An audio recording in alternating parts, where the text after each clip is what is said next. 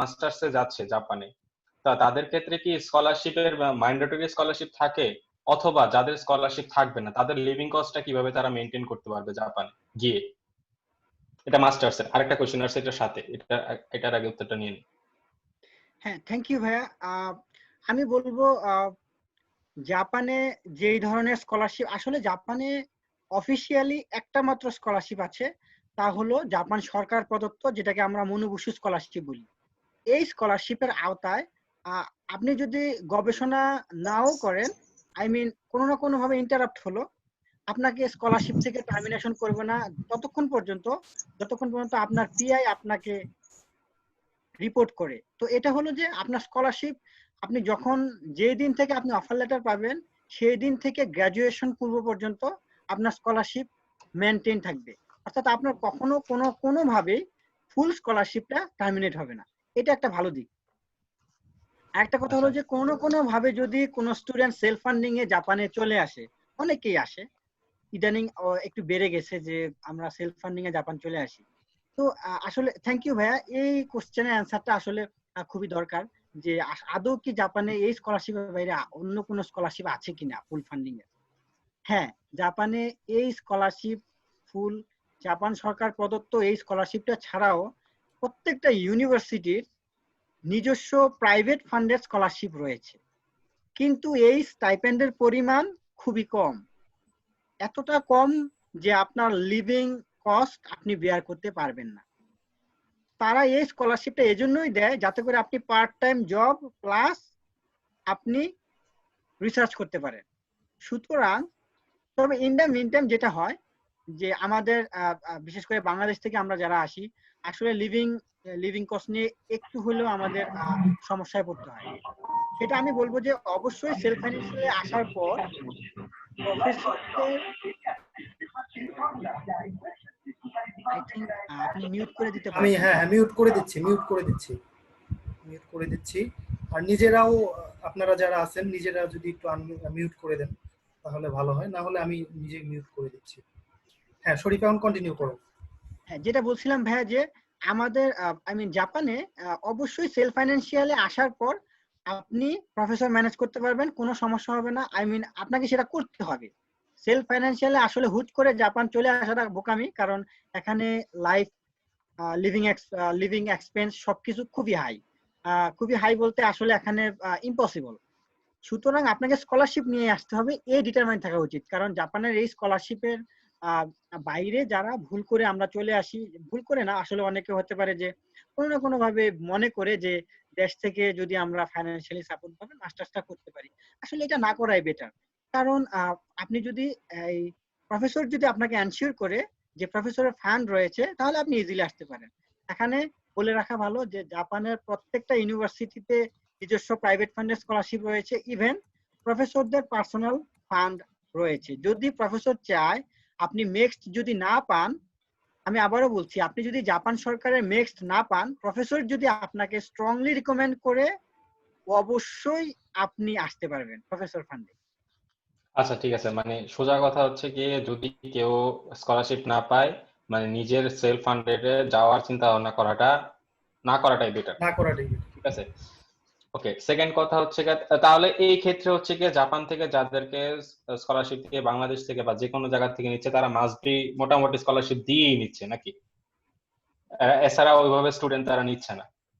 আর দ্বিতীয় কথা হচ্ছে যে একটা রিউমার থাকে, আমি এটা রিউমার কিনা জানি না, যে জাপানে মাস্টার্স কমপ্লিট করার পর যে পিএইচডি কন্টিনিউ করতে না পারে তার নাকি দেশ ছেড়ে চলে আসতে হয়। অনেকে যায় যে হয়তোবা যাবো দেশে, ওখানে গিয়ে একটা ক্যারিয়ার করার চিন্তা ভাবনা করবো। ওকে, দেন মাস্টার্স এর পরে কেউ যদি, সবাই তো একাডেমিক লাইনে চলে যেতে নাও চাইতে পারে, জবের ফ্যাসিলিটিস কিরকম, মানে মাস্টার্স এর পরে যদি ফিল্ডে সে জব করতে চায় বা সেখানে জাপানে যদি কোনো ক্যারিয়ার করতে চায়, এটার কি কোনো অপশন আছে কিনা, একবার ছোট হ্যাঁ বা না? The short answer is very much possibility, শুধু ল্যাঙ্গুয়েজটা জানতে হবে। আচ্ছা, ল্যাঙ্গুয়েজ ব্যারিয়ার, আচ্ছা ঠিক আছে। আচ্ছা, আরেকটা কথা হচ্ছে এখন আমার একটু কথাটা আমার দিকে চলে আসে, তারপর আমি বলি পোস্টডকের বিষয়গুলো কিরকম সেখানে। হ্যাঁ, আসলে আমি যদি ছোট্ট কথায় বলি, Japan is best for postdoc. এটা আসলে আচ্ছা আপনি হয়তো বা পিএইচডি পরে অ্যাপ্লাই করলে বুঝতে পারবেন। জাপানের ফ্যাকাল্টিরা খুব বেশি পরিমাণে পোস্টডক হায়ার করে ফরেন কান্ট্রি থেকে, কারণ তারা জানে যে, তারা আসলে জানে বলতে কি, তারা অবশ্যই কনসার্ন। ইউরোপ বলেন, ইভেন ইন্ডিয়া, আপনি অবশ্যই লাইক জাপানে একটা মাত্র পোস্টডক আই থিঙ্ক এ যাবৎকালে আই থিঙ্ক জাপানের যে জেএসপিএস নামে একটা পোস্টডক রয়েছে, এটা আপনাকে প্রায় 3.5 লক্ষ টাকা দিবে। এটা হলো আই থিঙ্ক ইউএস এর পরে সেকেন্ড যে রিসার্চ ফেলোশিপ পোস্টডকের জন্য। অবশ্যই 3.5 লক্ষ টাকা না জাপানিজ টাকা, বাংলা টাকা নাকি? অবশ্যই 3.5 লক্ষ ইয়েন, না টাকা আচ্ছা যেহেতু। আচ্ছা আচ্ছা তো আচ্ছা, তাহলে এটা বাংলাদেশে মানে এটা আসলে লিভিং কস্ট অনুযায়ী কিরকম পড়ে? জাপানে একটা স্টুডেন্ট সেখানে থাকা খাওয়া, মাস্টার্স ব্যাচেলর যাই হোক, থাকা খাওয়া তার কত টাকা লিভিং কস্ট লাগতে পারে আচ্ছা, পড়াশোনা এখানে যদি আসলে, টিউশন ফি না থাকে? হ্যাঁ এখানে আসলে আচ্ছা এটা রাজ্জাক, আমি আসলে কি বলা, বেশি সময় নিচ্ছি নাকি? না না না, কোনো সমস্যা নাই। আচ্ছা আচ্ছা ঠিক কোশ্চেন আছে, গুলা ওকে। ভালো কোশ্চেন করতে পারিস, কোনো সমস্যা নেই। হুম হুম। হ্যাঁ আমার মনে হয় চ্যাট বক্সও আমাদের জন্য ওপেন আছে, যারা আমরা কোশ্চেন করতে চাই। তো হ্যাঁ ভাইয়া, যেটা আপনি বললেন যে লিভিং এক্সপেন্সের লাইক কেমন খরচ, এটা আসলে অবশ্যই আপনি জানেন যে পার্সন টু পার্সন ভ্যারি করে। যে আমি তারপরেও আমি যেটা বলবো যে জাপানের যে স্টাইপেন্ডটা দেওয়া হয় মিক্সড স্কলারশিপে, এটা একটা হ্যান্ডসাম অ্যামাউন্ট। বাংলাদেশি স্টুডেন্টদের জন্য আমি বলবো এটা একটা অ্যাট্রাকটিভ অ্যামাউন্ট। এবং আপনি অবশ্যই হ্যাঁ এখানে আমি যদি বলি যে আমি যেই প্রিফেকচারে আছি, I mean prefecture to prefecture vary করে, কিন্তু তারপরে আমি বলবো যে অনেকেই আসলে, এটা আসলে বারবার বলতেছি যে এটা ভ্যারি করে, তবে তারপরেও আই থিঙ্ক এটা একটা হ্যান্ডসাম অ্যামাউন্ট। সেভিংস হোক, আপনি যদি সেভিংস এর কথা বলেন, বা উইথ স্পাউস আর উইদাউট স্পাউস? যে এখানে বলে রাখা ভালো যে জাপানে আপনার মাস্টার্স এবং পিএইচডি তে যে স্কলারশিপটা দেওয়া হয়, আপনি যদি যদি তাদের ওয়েবসাইটে গিয়ে দেখে থাকেন, মজার বিষয় হচ্ছে এখানে কোনো ধরনের ডিফারেন্স নাই, মাত্র একটা সিম্পল অ্যামাউন্টের ডিফারেন্স যে স্টাইপেন্ডটা তারা দেয়। তার মানে হলো মাস্টার্স এবং পিএইচডি স্কলারশিপ পায় সেম, সো ও আচ্ছা it's more than enough with spouse. আচ্ছা, তার মানে স্পাউসের জন্য শুধুমাত্র ওই ফান্ডিং এর ডকুমেন্ট আর হচ্ছে গিয়ে তার জন্য জাস্ট মানে ম্যারেজ সার্টিফিকেট বা যা দরকার সেটা দিয়ে শুধু অ্যাপ্লাই করলেই হবে, এবং সে তার স্পাউস নিয়ে সেখানে মোটামুটি ভালোভাবে ওই ভালোভাবে অ্যামাউন্ট থাকতে দিয়ে থাকতে পারবে। ওকে ঠিক আছে, থ্যাংক ইউ কোশ্চেনের অ্যান্সারের জন্য। স্পাউস থাকলে কারো যে কেউ আসতে পারে না। না আসলে ও, ওকে ধন্যবাদ। শরীফ ভাইয়ের কাছে আমার একটা কোশ্চেন বেস্ট ছিল। Of luck. শরীফ ভাইয়ের কাছে আমার একটা কোশ্চেন ছিল যে ওইখানে যেসব স্টুডেন্টরা যায় মাস্টার্সে যাক অথবা পোস্ট গ্রাজুয়েটে যাক, তারা ওইখানে মানে অ্যাকোমোডেশনটা কিভাবে হয়? ওখানে কোনো হোস্টেল সিস্টেম ইউনিভার্সিটি এটা প্রোভাইড করে নাকি নিজেরা খুঁজতে হয়? আর যদি নিজেরা খুঁজতে হয় তাহলে এটা মানে কতটা সহজলভ্য বা থাকার ফ্যাসিলিটিসটা কিরকম?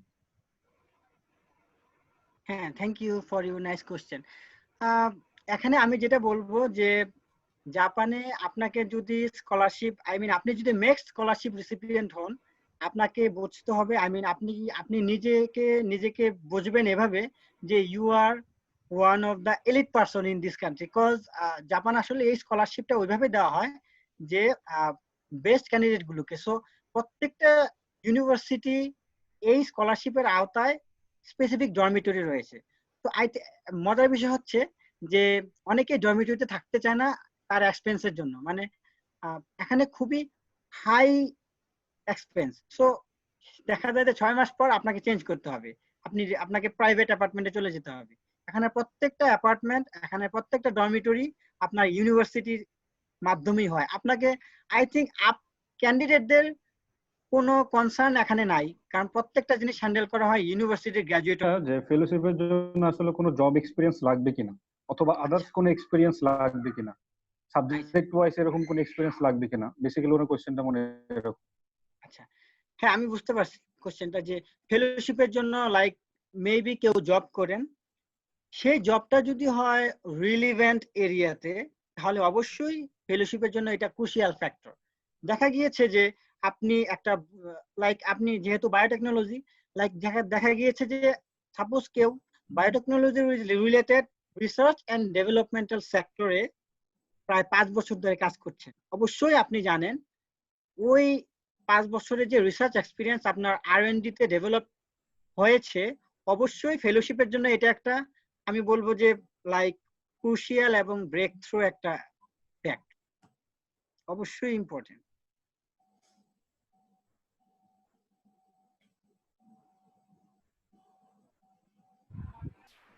আনমিউট করে।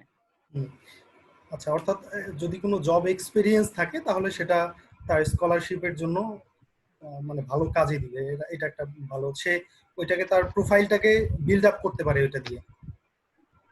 তবুও যদি সে না বুঝে থাকে তাহলে আবার কোশ্চেন করতে পারে বা চ্যাটে দিলে, যেহেতু আমরা পরবর্তীতেও এগুলা শরীফকে পাঠাই দিতে পারবো, সে আবার রিপ্লাই দিলে আমাদের পেজে সেগুলো আমরা আপডেট করে দিলাম।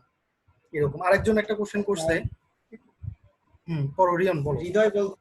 হৃদয় বলছেন যে তার একটা কোশ্চেন আছে। হৃদয়, আপনি কোশ্চেন করতে পারেন। হ্যাঁ ভাই, আমি হৃদয়, পটুয়াখালী সায়েন্স এন্ড টেকনোলজি ইউনিভার্সিটির ছাত্র, হচ্ছে এগ্রিকালচারে। তো ভাইয়া, আমার কোশ্চেনটা হচ্ছে যে আমাদের এই এগ্রিকালচার রিলেটেড যে স্কলারশিপ, এটা জাপানে পাওয়াটা কতটা সহজলভ্য?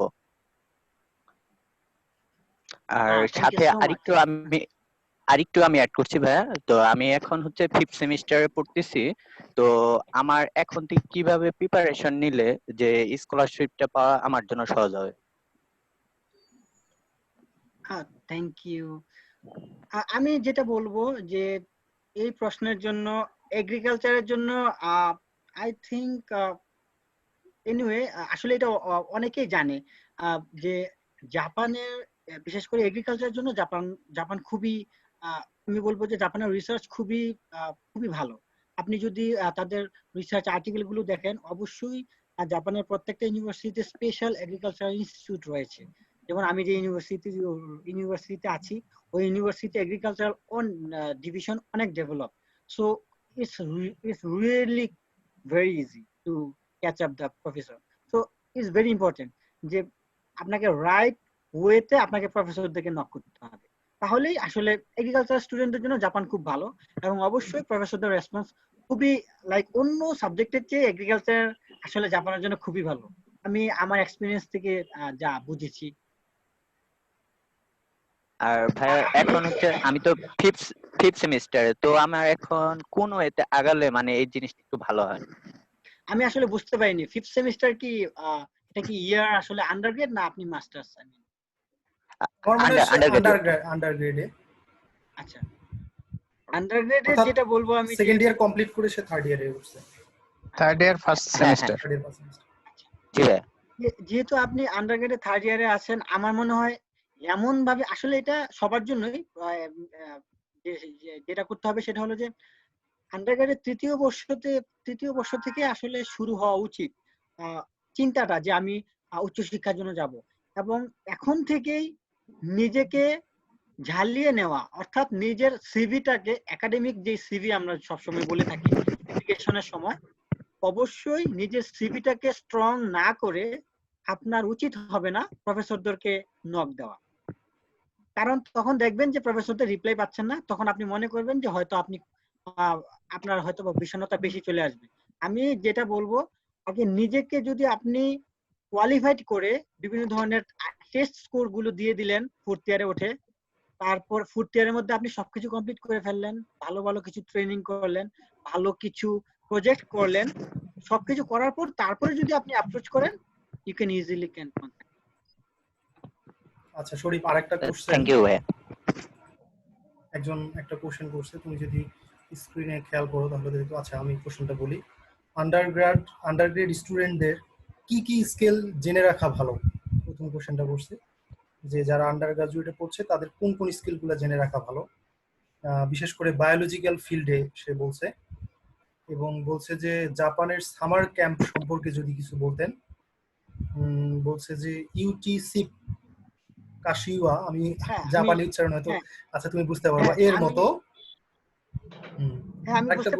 আচ্ছা আচ্ছা, আরেকটা ও করছে যে বিএসসি থিসিসের সুযোগ, যেসব ইউনিভার্সিটিতে সুযোগ নেই বিএসসি থিসিসের বা প্রজেক্ট অনেক সময় বলা হয়, তাদের কিভাবে ইন্টার্নশিপ অ্যাপ্রোচ করা উচিত?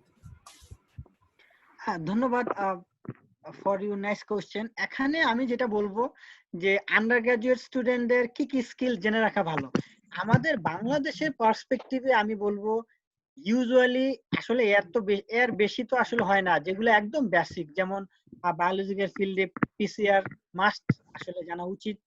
তবে একটা কথা বলে রাখা ভালো যে আপনার যদি এই ধরনের স্কিল নাও থাকে, আপনাকে অবশ্যই, আপনি যখন স্কলারশিপটা পাবেন আপনাকে তারা অবশ্যই ট্রেন আপ করাবে। কিন্তু আপনি যখন প্রফেসরদেরকে অ্যাপ্রোচ করবেন, আপনার যদি পিসিআর স্কিল না থাকে তাহলে এটা আসলে দৃষ্টিকটু। অবশ্যই আপনি একজন বায়োলজিক্যাল ফিল্ডে থেকে যদি আপনি পিসিআর টেকনিক্স না জানেন, এটা খুবই দৃষ্টিকটু, অথবা প্রফেসর এটা আসলে ভালোভাবে নেয় না। সো অবশ্যই আপনি বায়োলজিক্যাল ফিল্ডে যেসব মলিকুলার টেকনিক আছে একদম বেসিক লেভেলের, পিসিআর রয়েছে, জেল ইলেকট্রোফোরেসিস, আপনাকে রিপোর্টার এসে শিখতে হবে না, আপনাকে লাইক স্ক্যানিং ইলেকট্রন মাইক্রোস্কোপি শিখতে হবে না, অথবা আপনাকে, অর্থাৎ অ্যাডভান্স লেভেল ছাড়া একদম ইজি যে টপিকস গুলো, যেমন আপনি প্লাজমিড আইসোলেশন করলেন, ছোট ছোট যেই টেকনিক্স গুলো আছে ওগুলো জানলেই হবে। আর যে ইন্টার্নশিপের কথাটা বললেন আপনি, হ্যাঁ, ইউনিভার্সিটি অফ টোকিওর এটা সামার ইন্টার্নশিপ বলা হয়। এই ইন্টার্নশিপটা আসলে খুবই কম্পিটিটিভ। অবশ্যই আপনি এটাতে অ্যাপ্লাই করতে পারবেন। এটার জন্য আসলে কোনো আই থিঙ্ক একটা যে রিকোয়ারমেন্টটা সবচেয়ে বেশি দরকার, আন্ডারগ্রেডে যদি আপনার medium of instruction okay, but যদি আপনার আইএলটিএস স্কোর 6 থাকে ইজ বেটার। 5.5 অলসো অ্যাকসেপ্টেবল, কারণ আপনি আন্ডারগ্রেডে অ্যাপ্লাই করছেন। এই ধরনের ইন্টার্নশিপে আসলে চান্স পাওয়াটা একটু কঠিন, কারণ এখানে আসলে ইন্টার্নশিপ গুলা মোর দেন হার্ড, বিকজ মাস্টার্স এবং পিএইচডি তে অ্যাপ্লিক্যান্ট থাকে যতই কম বা যতই বেশি হোক, স্লট থাকে। কিন্তু যেই ইন্টার্নের জন্য যে স্লট গুলো এগুলো খুবই কম। যেমন এক একটা ইন্টার্নশিপে আপনার দেখবেন যে 6টা স্লট, অথচ অ্যাপ্লিকেশন পড়েছে 900। তো এখানে আপনি বুঝতেই পারছেন যে কম্পিটিশনটা কোন লেভেলের। তো এখানে আসলে একটু tough, but nothing is impossible. So অবশ্যই আপনি অ্যাপ্লাই করুন। আর যেটা বললেন যে ইউনিভার্সিটিতে থিসিসের সুযোগ নেই, এক্ষেত্রে আপনি অবশ্যই অন্য ইউনিভার্সিটির ফ্যাকাল্টির সাথে বা নিজের ইউনিভার্সিটি ফ্যাকাল্টির সাথে কোনো না কোনো ভাবে কোনো একটা রিসার্চ প্রজেক্ট ইনিশিয়েট করা, রিসার্চ প্রজেক্টে কাজ করা, এটা খুবই ভালো। এটা কিন্তু আপনি চাইলেই আপনার ফ্যাকাল্টির সাথে কথা বলতে পারেন যে স্যার আমি এই প্রজেক্টে কাজ করতে চাই, অথবা আপনার রানিং প্রজেক্টে আমি রিসার্চ অ্যাসিস্ট্যান্ট হিসেবে কাজ করতে চাই। যদি ফান্ড দিল, না হলেও কোনো সমস্যা নেই, কারণ আপনি, আপনার এক্সপিরিয়েন্স হচ্ছে আপনার রিসার্চ এরিয়াতে। তো এটা একটা ভালো দিক।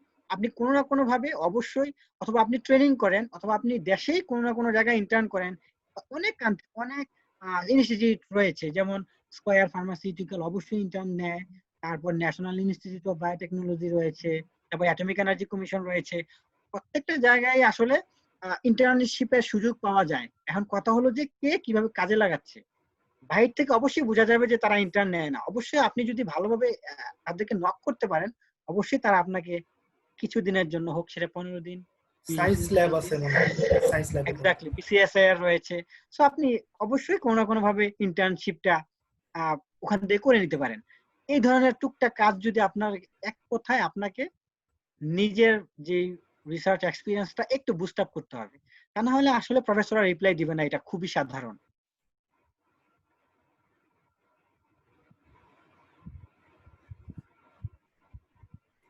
আচ্ছা, আর যদি কেউ কোশ্চেন করতে চান? আচ্ছা শরীফ, আমার কোশ্চেন করি। হ্যাঁ হ্যাঁ আচ্ছা কন্টিনিউ করো। না না বল, আমি পরে বলতেছি। আচ্ছা, ওভারঅল একটা question, are you satisfied about your Japanese studies and everything? মাইকটা বন্ধ। আমার এক্সপিরিয়েন্স যদি বলি, আসলে জাপানের এক্সপিরিয়েন্স এক কথায় অনবদ্য, কারণ এখানে আমি সবচেয়ে যে জিনিসটা সবচেয়ে বেশি আমার লাইফে অ্যাপ্লাই করতে পারবো সেটা হলো এখানকার রিসার্চ স্ট্রেসটা। এটা আসলে খুবই গুরুত্বপূর্ণ। এখানকার সিকিউরিটি বললে, যদি আমি সিকিউরিটির কথা যদি বলি, Japan is best for all kind of, like আমি যদি জেন্ডার ইকুয়ালিটির কথা বলি, যে ফিমেল অর মেল, এখানে আপনাদের আমি জাস্ট ইনফরমেশনের জন্য শেয়ার করছি যে রাত 3টা বা রাত 2টা ইজ নট এ ফ্যাক্ট জাপানে। এখানে আসলে সিকিউরিটি সিস্টেমটা খুবই ইফেক্টিভ। আপনি এখানে হোক আপনি মেল হোক আপনি ফিমেল, অবশ্যই এখানকার লাইফ এতটাই সিকিউর যে আপনি কোনো ধরনের, আসলে এটা এতটা জোর দিয়ে বলা হয় এই জন্য যে জাপানের সবকিছুই আসলে অর্গানাইজড।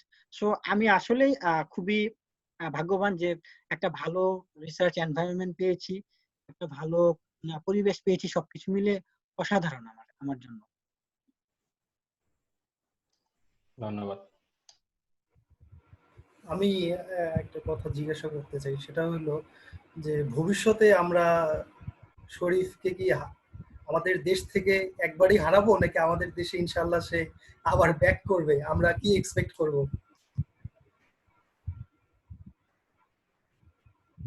থ্যাংক ইউ ভাইয়া। আপনাকে আসলে আমি যেটা বলতে চাই যে প্রশ্নটা আসলে খুবই সুন্দর একটা প্রশ্ন, যে অবশ্যই দেশে ফিরে আসা উচিত এবং আমার অবশ্যই ইচ্ছা আছে যে দেশে ফিরে আসার। অবশ্যই আমি ফিরে আসব যদি ওই ধরনের আমি স্কোপ পাই, অবশ্যই আমি ফিরে আসব। কারণ আসলে এই ধরনের এই যে আমরা রিসার্চ করতেছি বা আরো দূরে যেতে চাই, ইচ্ছা পোষণ করতেছি, এই জিনিসগুলো আসলে যদি আমরা দেশে অ্যাপ্লাই করতে না পারি, লাইক আমি যে ধরনের টেকনিক্স গুলো শিখলাম এখানে এসে বা যেখানেই যাই, ইউরোপে বলি আমরা বা সিঙ্গাপুর বলি বা যেখানেই যাই, এই জিনিসগুলো যদি আমরা দেশে এসে 1% জন্য হলেও অথবা 1% স্টুডেন্টকে নিয়ে হলেও অথবা কোলাবোরেশনের মাধ্যমে হলেও যদি কিছুটা ইমপ্লিমেন্ট করা যায়, আমার মনে হয় তাতেই সার্থক, যার যার জায়গা থেকে। তো আমি অবশ্যই ট্রাই করব দেশে ফিরে আসার, অবশ্যই। আমরা ইনশাআল্লাহ তুমি কি দেশের আশা সাথে করি। কোনো প্রজেক্টের কোলাবোরেশন ট্রাই করতেছো, মানে যাতে তোমার দেশের উপকার হয়, এরকম কি কোনো প্রজেক্টে বা ভবিষ্যতে ট্রাই করার ইচ্ছা আছে কিনা? ধরো তোমার ভার্সিটিতে তুমি মাওলানা ভাসানী থেকে গেছো, এখানেই কোনো টিচারের সাথে কোনো কোলাবোরেশন প্রজেক্ট বা অন্য কোনো ইনস্টিটিউশনে কোনো কোলাবোরেশন প্রজেক্ট করার ইচ্ছা আছে কিনা বা করতেছো কিনা, বা ফিউচারের প্ল্যান আছে কিনা? থ্যাংক ইউ ভাইয়া। হ্যাঁ, এখানে আমি কিছু অ্যাড করতে চাই। আমি অলরেডি যখন ব্যাচেলর থার্ড ইয়ারে ছিলাম তখন থেকেই আসলে আমি মাওলানা ভাসানী বিজ্ঞান ও প্রযুক্তি বিশ্ববিদ্যালয়ে কোলাবোরেশন গ্রুপ রয়েছে আমার। প্রায় আমি প্রায় 3-4 বছর ধরেই কাজ করছি আমার ডিপার্টমেন্টের ফ্যাকাল্টিদের সাথে, এবং আমাদের আসলে ভালো ভালো কিছু আউটপুটও রয়েছে। আমরা অলরেডি পেয়েছি। আমরা honours of oncology Oxford university press থেকে আমরা কিছু গবেষণা পাবলিশ করেছি ইতিমধ্যে ব্রেস্ট ক্যান্সারের উপর। সেটা আসলে চলমান, এবং ইন দ্য মিন টাইম আমি পার্সোনালি এখান থেকে কিছু গ্র্যান্ট ম্যানেজ করেছি। যেমন আমি ইন্টারন্যাশনাল যে মিটিং গুলা হয় এখানকার থেকে আমি যখন অ্যাটেন্ড করি, তো সেখান থেকে আসলে আমি আমার ওই গ্রুপের জন্য রিসার্চ কোলাবোরেশনের জন্য কিছু সেভিংস করে রেখেছি। আমাদের ফান্ড রয়েছে। তো আসলে এটা খুবই ইফেক্টিভ, এবং আমরা আসলে অলরেডি আমাদের প্রায় 4-5টা project in the mean time আমরা রান করতেছি। এটা আসলে খুবই প্রশংসা, কারণ আসলে যারা দেশের বাইরে চলে যায় তাদের প্রতি সবার দেশে যারা থাকে তাদের একটা সবচেয়ে বড় কমপ্লেন থাকে, তো ভাই চলে গেলেন, এখান থেকে পড়াশোনা করলেন, এখানে ফ্রি সরকারি পড়াশোনা করে চলে গেলেন, দেশকে তো কিছু দিলেন না। এই কারণে আসলে এই কোলাবোরেশন প্রজেক্ট গুলা খুবই দরকারি, কারণ এতে আরো স্টুডেন্ট গুলা আকৃষ্ট হয় এবং এটাতে আসলে দেশের জন্য কিছু একটা করা হয়, কোনো একটা অবদান দেওয়া হয়। এটা আসলে খুবই প্রশংসার জিনিস একটা তোমার কাছে, এটার জন্য তোমাকে একটা স্পেশাল থ্যাঙ্কস। আসলে আর এটা থ্যাংক আসলে ইউ একটা ভাইয়া। থ্যাংক ইউ ভাইয়া। আসলে আমি আরেকটু অ্যাড করি, সেটা হলো যে আমার মনে হয় যে আমাদের দেশে রিসার্চের স্কোপ এতটাই বেশি, দেশের বাইরে না আসলে আমি আসলে এটা বুঝতাম না। আপনি মনে হয় জানেন বিপ্লব ভাই যে দেশের বাইরে আসলে রিসার্চের স্কোপ রয়েছে, বাট সবগুলোই মলিকুলার লেভেলে। আসলে বাংলাদেশে রিসার্চের স্কোপ অনেক, যদি আমরা একটু ফান্ড পাই। এখন অনেকে বলবে যে আসলে সেলফ ফাইন্যান্সিয়ালি আমরা কিভাবে কাজ করব, এই কথাটা না বলে আমরা যদি নিজেদের প্রথম সেলফ ফাইন্যান্সিয়ালি শুরুটা করি, অবশ্যই গ্র্যান্ট পাওয়া যায়। যেমন আমি অনেক গ্র্যান্টই পেয়েছি আমার কোলাবোরেশন রিসার্চের মাধ্যমে, যেহেতু আমরা বেসিক্যালি আমি ক্যান্সার এপিডেমিওলজি নিয়েই আছি ওই গ্রুপের সাথে। কারণ ক্যান্সার এপিডেমিওলজিতে আসলে যেটা হয় যে বাংলাদেশে ক্যান্সার অ্যাওয়ারনেস আমি গ্রো করাচ্ছি। ইন দ্য মিন টাইম আমি যদি পিএইচডি তে এনরোল হই, আমি প্রফেশনাল যে রিসার্চ গ্র্যান্ট আছে প্রায় 5 বছরের জন্য, ওইটাতে আমরা অলরেডি অ্যাপ্লিকেশন করার জন্য আমরা প্রপোজাল রেডি করি। তো এগুলো আসলে নিজে থেকে যদি করার চেষ্টা করা হয় খুবই সম্ভব। এটা আসলে সবারই করা উচিত। আমি অনেকেই দেখছি যে দেশে গেলাম তো দেশে শেষ, দেশের প্রতি মানে খুব বড় একটা ক্ষোভ রাইখা চলে গেলাম, আর দেশের প্রতি রিসার্চটা ব্যাক করার কোনো চিন্তা ভাবনা করলাম না। একটাই কথা থাকে, বাংলাদেশের রিসার্চ হয় না, এই না সেই না। ট্রাই তো করতে হবে। যারা চলে গেলে ইউএসএ তে, ইউকে তে বা যে কোনো ভালো জায়গায় গিয়ে আমি আমার রিসার্চ করলাম, কিন্তু আমি দেশকে শিখাইলাম না, তাহলে আসলে জিনিসটা চালু হবে না। এটা আসলে খুবই প্রশংসার কাজ। আমি তবে আশা করব, যেহেতু তোমার মাওলানা ভার্সিটি তো তোমার রেজাল্ট ভালো, তো সবকিছু মিলা তুমি দেশেই হয়তো পিএইচডি পরে ব্যাক করো। সবার আসলে দেশের বাইরে থাকা ঠিক না। এটা আমার আর কি একটা কমপ্লিমেন্ট বা সাজেশন। থ্যাংক ইউ ভাইয়া। আমরা ইনশাআল্লাহ শরীফের কাছ থেকে আরো অনেক ভালো কিছু আশা করব। আসলে আমি শরীফের সম্পর্কে বলতেই হয় যে হলে থাকার সুবাদে দেখছি যে সে প্রচুর, মানে আমার দৃষ্টিতে আমি দেখছি যে সে যথেষ্ট একজন অ্যাক্টিভ একটা ছেলে ছিল। আর আমি দেখছি যে যারাই অ্যাক্টিভ বলতে একদম ওভার সিরিয়াস সেটা না, মানে সে যা করতো আমি দেখতাম যে সবসময় সে কন্টিনিউয়াসলি করতো এবং একটু চিন্তা ভাবনা করে একটা অর্গানাইজড ওয়েতে আগাইতো। আমার মনে হয় যে যারা স্টুডেন্ট আছেন আমাদের এখানে, যে একটা টার্গেট ফিক্সড করে যদি তারা সেটাকে একদম অর্গানাইজড ওয়েতে, যারা আমাদের যে বিষয়ে যারা এক্সপার্ট আছেন আমাদের এখানে, যেমন শেখ সাদী বিন ইমরান আছেন, তারপর শরীফুল ইসলাম আছেন, আমাদের আরো অনেকেই আছেন, এবং সামনে আমরা আমাদের বিভিন্ন প্রোগ্রামে আরো অনেককেই নিয়ে আসবো। তো যার কাছ থেকে যার যে ফিল্ডটা, সেই রিলেটেড যে ইনফরমেশন গুলা প্রয়োজন, তাকে আমরা যদি নক করি, আমার মনে হয় যে বাইরে যারা থাকেন তারা মানে যথেষ্ট, যদিও তারা অনেক সময় ব্যস্ত থাকেন, হয়তো রিপ্লাই টাইমলি হয়তো দিতে পারেন না, বাট তারা যথেষ্ট ফ্রি এবং যথেষ্ট তারা অ্যাক্সেস দেওয়ার চেষ্টা করেন। এটা আমার মনে হয় আমাদের নিজে থেকেই একটু আগায় যেতে হবে আমাদের নিজেদের প্রয়োজনেই। ধন্যবাদ। আর যদি কোনো কারো কোশ্চেন থাকে? আচ্ছা, আমি একটু কথা বলতে চাই। আমার মনে হয় যে হয়তো এখন তেমন কারো কোনো কোশ্চেন নাই। আমরা আজকের প্রোগ্রামটা খুবই এনজয় করছি। আমরা আজকের প্রোগ্রামটা অনেক অনেক ধন্যবাদ আমার পক্ষ থেকে, আমাদের টিমের পক্ষ থেকে আমাদেরকে এত সময় দেওয়ার জন্য। যদিও সময় খুবই কম ছিল আমাদের প্রোগ্রামের সময়, কিন্তু এটা অনেক লেন্দি হয়েছে আস্তে আস্তে। আমাদের মানে কিছুক্ষণ পরে 9টার সময় আমাদের আরো একটা প্রোগ্রাম রয়েছে। তো আমরা পরবর্তী সময়ে আমরা চেষ্টা করব আবার আত্মকথনে শরীফকে অবশ্যই সব সময়ের জন্যই স্বাগত থাকবেন, এবং যখনই সময় পাবেন আমাদেরকে এসে আমাদের প্রোগ্রামকে, আমাদের দর্শকদেরকে কিছু ইনফরমেশন দিয়ে, নতুন কোনো কিছু জানলেই দেখা যাবে যে আমাদের দর্শকদেরকে ইনফরমেশনটা নিয়ে এসে শেয়ার করবে। তো আমি আমাদের দর্শকদেরকেও ধন্যবাদ জানাচ্ছি, আমাদের সকলকে ধন্যবাদ জানাচ্ছি, এবং আমি আমাদের কোঅর্ডিনেটরের কাছে চলে যাচ্ছি আর কি, আব্দুর রাজ্জাক ভাই। আচ্ছা, ধন্যবাদ। আমি রিয়ন যে কথাটা বললো, যে আমি শরীফের কাছে রিকোয়েস্ট করব যে আজকে প্রোগ্রামটা, আমি মনে করি অন্তত যে অ্যাজ এ, মানে আমি অডিয়েন্স হিসেবে যদি বলি, আমি নিজেও খুব এনজয় করছি এবং যারা আসছে সবাই খুবই এনজয় করছে। তো আমার মনে হয় যে যদি শরীফ পরবর্তীতে তোমার সুবিধা মতো যদি আরো আমাদেরকে কিছু সময় দাও, তাহলে সবাই অনেক উপকৃত হবে। এবং পরবর্তীতে আমি স্টুডেন্টদের জন্য যে জিনিসটা বলতে চাই, যে কোশ্চেনগুলা মনে অ্যারাইজ হচ্ছে, সে কোশ্চেনগুলা যদি তোমরা টাইপ করে দাও বা আমাদেরকে পাঠাই দাও, সে পেজে হতে পারে বা অন্য কোথাও মেইলে, যে কোনোভাবে, তাহলে আমরা কমিউনিকেট করে দিতে পারি, যাতে হতে পারে যে পরবর্তী আমরা যে সেশনটা করব তার আগে হয়তো কোশ্চেনগুলা নিয়ে মানে সেগুলো আগেই সলভ হয়ে গেলে এরকম হতে পারে, অথবা যদি সেশন করা সম্ভব না হয় তারপরও যাতে যে কোশ্চেনগুলো অ্যারাইজ হয়েছে এগুলো যাতে সলভ হয়। তা আমি আবারও সবাইকে ধন্যবাদ জানাচ্ছি এবং আশা করি সবাই অনেক উপকৃত হয়েছেন। শরীফকে, আমাদের হোস্ট, কো হোস্ট শেখ সাদী বিন ইমরান, আমার সে একজন খুব ভালো একজন বন্ধু। তো আমি আজকে সে আসছেন এখানে, তো আমি তাকে ধন্যবাদ জানাই। এবং তারও একটা সেশন আছে, আমি আরেকটু অ্যাড করতে চাই, সেটা আগামীকালকেই।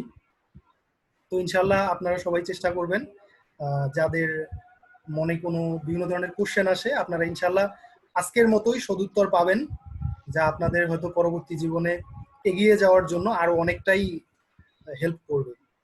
সেই আশাবাদ ব্যক্ত রেখে আমি আমার কথা শেষ করছি। যদি শরীফ বা হোস্ট বা বিপ্লব, যদি তোমরা যদি কেউ কিছু বলতে চাও তাহলে বলো, আদারওয়াইজ আমরা এটা শেষ করে দেবো। আমি তোমাদেরকে আমার ফ্লোরটা সেশনে ছেড়ে একটা দিচ্ছি। ইন্ট্রো দিয়ে দেই আগামীকালের আমার সেশনে একটা ইন্ট্রো দিয়ে দেই, যত ফাঁকিবাজগুলো আছে সবগুলো আমার সাথে কালকের সেশনটা মিস করা যাবে না, ফাঁকিবাজরা যদি বাইরে যেতে চায়। এটা জাস্ট একটা নরমাল ইন্ট্রো। হ্যাঁ, থ্যাংক ইউ ভাইয়া, জিনিসগুলো শেয়ার করা। আমার শিখতেও চাই যে যেটা আমি জানি না, অনেক কিছু শিখলাম, অনেক অনেক কিছু শেয়ার করছি। তো আসলে খুবই ভালো লাগছে যে অনেকগুলো মেধাবী মুখ একসাথে, সিনিয়র সবাই, আসলে খুব ভালো লাগছে আসলে যে একসাথে থাকতে পেরে। Thank you so much. আর আমার মনে হয় যে রেকর্ডিংটা আপলোড করলে আই মিন স্ক্রিনিং করে পরে আপনারা আপলোড করতে পারেন। আমরা আপলোড করব হ্যাঁ, এবং আমাদের যে ট্যাগ করে দিব। রেকর্ডিংটা আছে, রেকর্ডিংটা আমাদের হচ্ছে পেজে এবং ইউটিউবে লিংক দেওয়া হবে, ওটা পেজ থেকে নিলেও হবে অথবা ইউটিউবে খুঁজলেও পাওয়া যাবে। আমরা আপলোড করে আর দিব। আমাদের পেজের নাম হচ্ছে শরীফকে আত্মকথন।